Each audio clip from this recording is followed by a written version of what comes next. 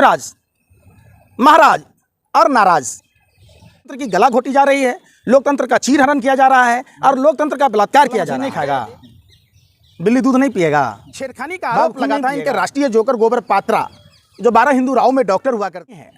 ये बेटियों के इंसाफ सबसे कमजोर प्रधानमंत्री नरेंद्र मोदी, तो लोग भाजपा के साथ हैं, वो कालनेमी राक्षस की तरह। जी ने तो कहा था कि चुनाव के बाद मोदी जी का संदेशा है कि चुनाव के बाद 13 रुपये किलो चीनी मिलेगा, 400 से कम की सिलेंडर मिलेगी, हर आदमी को काला धन आएगा। तो स्मृति ईरानी जी क्यों नहीं बोलती? स्मृति ईरानी जी खुद ही नहीं इसमें पढ़ना चाहती हैं। उनकी सहेली आज भी चीख रही है। जिस सहेली ने उनको आश्रय दिया था, जिनके पति से इन्होंने शादी करके उस सहेली को दर दर की ठोकरें खाने को मजबूर कर दिया, आज भी वो सहेली चीख रही है, चित्कार रही है। हमारा वैसे सनातन धर्म में फर्जी साधु और साधु, हमारे धर्मशास्त्रों में आपने देखा होगा, दगीची मुनि थे जिन्होंने अपना पूरा शरीर दान दे दिया, और दूसरी तरफ कालनेमी राक्षस साधु का वेश पकड़कर भगवा पहनकर हनुमान जी को रोकने की कोशिश की। साफ दिखाया है। आपने महर्षि वशिष्ठ को देखा होगा, आपने महर्षि विश्वामित्र को देखा होगा, आपने महर्षि वाल्मीकि को देखा होगा। इन्होंने कभी राजनीति नहीं की और किसी राज परिवार के साथ उनके पीछे पीछे चलने का काम नहीं किया। ये वो साधु हैं ही नहीं जो सरकार के साथ चलते हैं। ये धर्मगुरु के नाम पर लानत है। मणिपुर से हजारों लोग जंतर मंतर पर बैठे हैं अपनी मांगों को लेकर। निश्चित तौर पर मणिपुर की घटना दिल को झकझोर देने वाली घटना है। आखिर सरकार, गृह मंत्री और प्रधानमंत्री कर्नाटक के चुनाव में न जाते तो हारना तो था ही, कोई फर्क नहीं पड़ता। लेकिन जो मणिपुर जल रहा था वो मणिपुर नहीं जल रहा होता। इसमें कहीं ना कहीं एक बहुत बड़ी साजिश, षड्यंत्र प्रयोग का नतीजा है कि सरकार ने इसको दरकिनार करके क्यों रखा। लेकिन और अमित शाह तो कह रहे देश मजबूत हाथों में है। अमित शाह तो कह रहे देश मजबूत हाथों में है। आज तक इनसे पुलवामा का RDX का पता नहीं चला कि 300 किलो RDX किसका है। देश में बहन बेटियों के इंसाफ के लिए इन्होंने आवाज़ तक नहीं बोला। गलवान घाटी की घटना, नेपाल द्वारा किया गया फायरिंग, तमाम आप जब देखेंगे तो देश सबसे आज तक का सबसे कमज़ोर प्रधानमंत्री नरेंद्र मोदी, इससे बड़ा कमज़ोर प्रधानमंत्री का उदाहरण कुछ नहीं हो सकता। वो कह रहे हैं देश में 24 में डंका बजाने वाले हैं। अरे भाई सुन तो लो, अगर मजबूत प्रधानमंत्री के हाथ में होता तो RSS का प्रदीप कलुरकर भारत की खुफिया जानकारी पाकिस्तान को नहीं दे रहा होता। अगर देश मजबूत हाथों में होता, जिस शर्मा को इन्होंने गैलेंट्री अवार्ड से नवाजा था वो पाकिस्तान को खुफिया जानकारी दे रहा था। देश अगर मजबूत हाथों में होता तो ISI के लोग आकर देश में जांच नहीं कर रहे होते। इससे बड़ा कमज़ोरी, इससे ज़्यादा निकम्मापन आप क्या कहते हैं? अगर आपका ज़मीर जिंदा होता, अगर आपके घर की बहन बेटियां होती, तब भी क्या आप यही बात कह रहे होते? तब भी आप न्याय के लिए लड़ाई लड़ रहे होते। और ये ज़रूरी है कि सबसे ज़्यादा यौन शोषण के मामले आपने देखा होगा मेघालय में, जिसको इन्होंने टिकट दिया था उसके यहाँ 450 पौवे पाए गए थे, कंडोम पाया गया था, जेलेटिन की छड़ें पाई गई थी। उसको भारतीय जनता पार्टी के लोगों ने बनार्ड को टिकट दिया।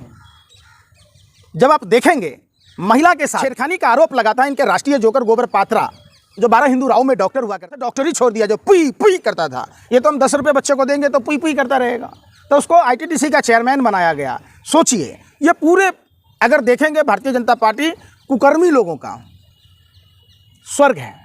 कोई भी अपराध करके आइए, भारतीय जनता पार्टी में शामिल हो जाइए। भारतीय जनता पार्टी हमेशा अपराधियों के रक्षक के रूप में आया है। सिर्फ कुलदीप सिंह सेंगर का मामला नहीं है।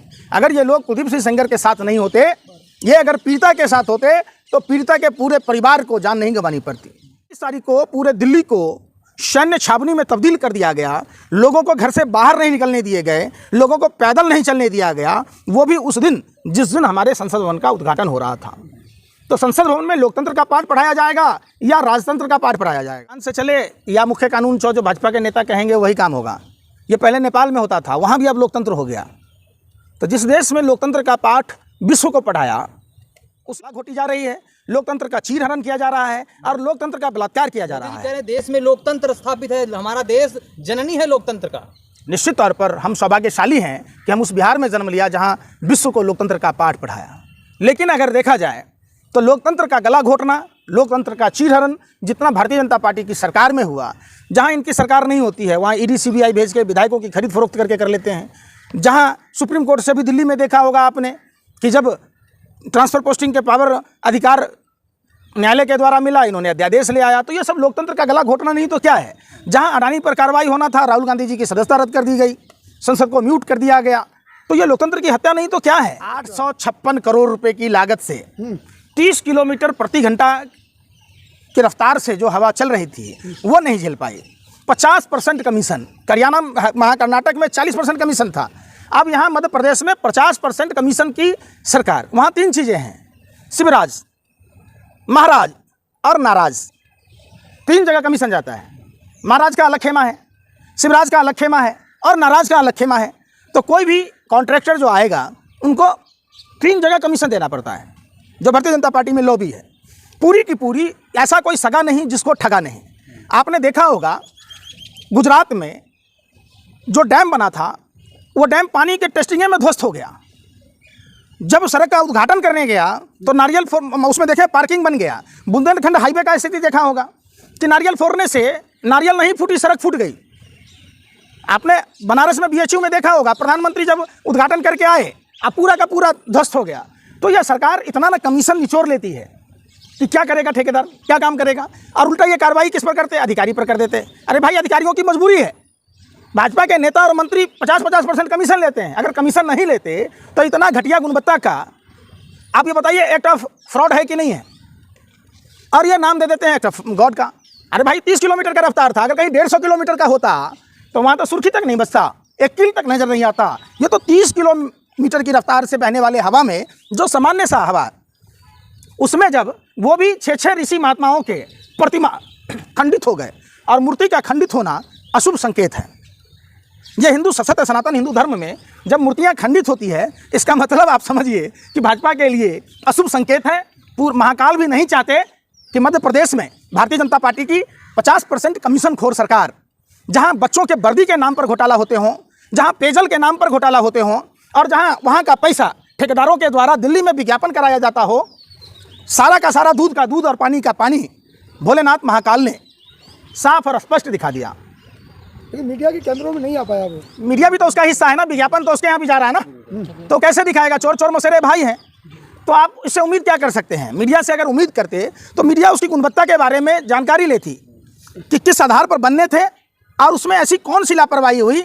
ये तो महाकाल का शुक्र हो कि वो बड़ी भीड़ के दिन ऐसा नहीं हुआ, नहीं तो लाखों की संख्या में जिस महाकाल के दर्शन करने धरती के स्वर्ग उज्जैन, जहाँ भोलेनाथ साक्षात विराजते हैं, जहाँ भगवान चित्रगुप्त विराजते हैं, जहाँ गणेश विराजते हैं, जहाँ सभी देवी देवताओं का स्थान है और वो धरती का स्वर्ग है उज्जैन, वहाँ उस दिन अगर श्रद्धालु होते तो उस दिन क्या हाल होता। लाखों श्रद्धालुओं को ये मौत के मुंह में ढकेलने वाले षड्यंत्रकारियों के खिलाफ जांच होनी चाहिए, और इसकी जांच संयुक्त संसदीय समिति से होनी चाहिए और क्लियर होना चाहिए। इसलिए कि सभी पार्टी के सांसदों को जाकर वहां जांच करना चाहिए। यह हिंदू धर्म के आस्था का सवाल है। यह हिंदू धर्म के नाम पर वोट लेने वाले फर्जी लोग हैं जो हिंदुओं का शोषण करते हैं। समझिए, ये इंसान तो इंसान, ये भगवान के भी अपने नहीं हैं, ये भगवान को भी ठगने का काम करते हैं। राम मंदिर में इन्होंने चंदा मेहरा फेरी की थी, जिस रथ यात्रा में जो पैसे आए थे सब गबन कर दिया। फिर राम मंदिर के बाद चंदा लिया था, जमीन स्कैम में इन्होंने पैसे कमाए। आप उज्जैन में कमाया। हिंदू धर्म के जो लोग थे जिन्होंने कार सेवकों की सेवा की थी उनको उजाड़ दिया। कश्मीर में कश्मीरी पंडितों के घर पर बुलडोजर चला दिए, उनको वेतन नहीं दे रहे। कानपुर में हिंदू ब्राह्मण माँ बेटी को बुलडोजर से चलाकर जिंदा जला दिया। खोरी गांव में 40 मंदिर तोड़ दिए, बनारस में 150 मंदिर तोड़ दिए। तो ये ऐसा कोई सगा नहीं जिसको भारतीय जनता पार्टी ने ठगा नहीं। और तो और एक बात बता दूं, लक्ष्मी देवी को बंगाल के चुनाव में प्रधानमंत्री ने ब्रांड एम्बेसडर बनाया था। उस लक्ष्मी देवी को आज तक मकान नहीं मिला। वो लक्ष्मी देवी उस केवट समुदाय से आती हैं जो प्रभु श्री राम हम सबको भव से सागर पार कराते हैं। उस प्रभु श्री राम को नदी पार कराने वाले केवट समुदाय की विधवा बहू के साथ प्रधानमंत्री नरेंद्र मोदी जी ने फ्रॉड की, चीटिंग की, आज तक उनको मकान नहीं मिला।